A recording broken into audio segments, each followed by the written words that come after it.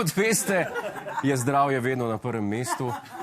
No, vsaj tako bi morali biti, vendar v našem zdravstvu je v ospredju kapital. Da bi izvedeli več o tem, v kakšnem stanju slovensko zdravstvo, smo prosili našega trčenega raziskovalca, profesorja doktorja Fakin Sajka. Vem, ni najboljša ideja, pa tudi pogledati se ne upam. Ja, novinar Zulce. To gre za vse bulce. Zdravstvo.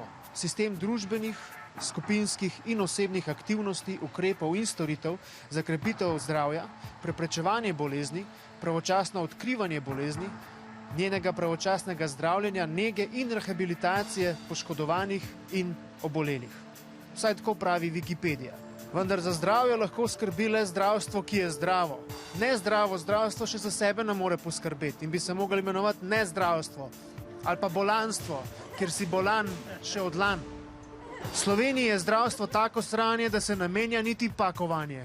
Ampak ne moramo vseh zdravstvenih delavcev metati v isti koš, ker slej ko prej bo koš poln in bo treba spet sprazniti. In potem moraš spet ločevati tiste slabe od dobrih in dobre ginekologe od tistih, ki med pregledom malo preveč uživajo.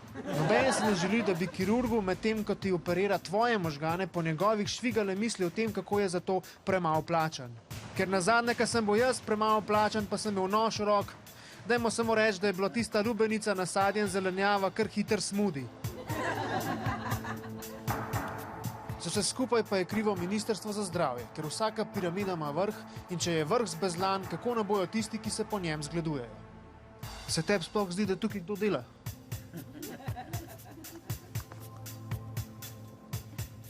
Še volta ni nobenga.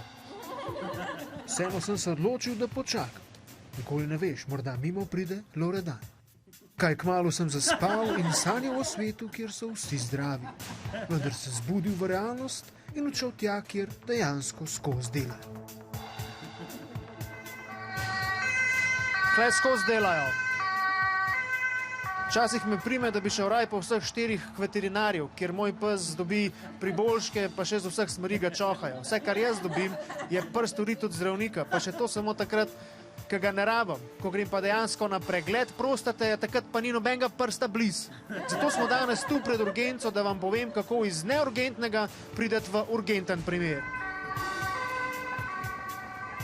A te ne spustijo na urgenco? Ja, zameni družinskega karavana za družinskega rešilca, lahko kar direkt not parkiraš. Ženske, če vas je vščipnilo v hrbtu, ja, ščipite se po celem telesu. Če prijete k zdravniku polne modric, vas bojo takoj vzeli. A si na smučanju zlomil nogo? Potrp, pej še enkrat na 4 sedo, vrš se dol, pa si boš zlomil vse kosti, pa se s helikopterjem se všpelo. Kar tudi reš problem parkiranja v Ljubljani.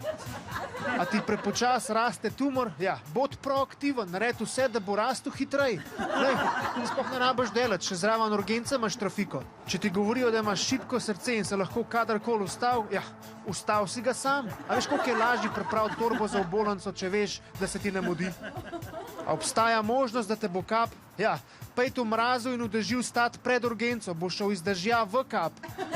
A te boli grlo, pa nimaš osebnega zdravnika? Ja, prereš si ga, boš videl, se bojo zdravniki tepli, kdo te bo ta prv za vrat prijel. Brez skrbi, če si že dolg brez osebnega zdravnika. Slej ko prej se ti bo sfuzlal in boš dobil posebnega zdravnika. Bolj biti opredeljen kot malo pretegnen, kakor neopredeljen. S terena za ta teden z Juretom Godlerjem doktor Fakin Sajko. In zato, ker sem fucking psycho, grem lahko mem vrste direkt na urgenco.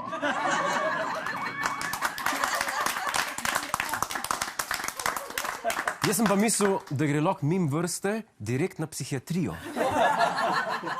Kaj ne rečem, naš psycho je urgenten primer. Mu peša tako fizično kot mentalno zdravje. Ampak ravno zato ima tako dobre nasvete, kako se huje poškodovati. Ker sam hude poškodbe glave ti dajo tako domišljijo. Hej, preden greš, klikni tukaj in se naroči na naš YouTube kanal, imamo pa tudi TikTok, Instagram in Facebook, tako da le urno.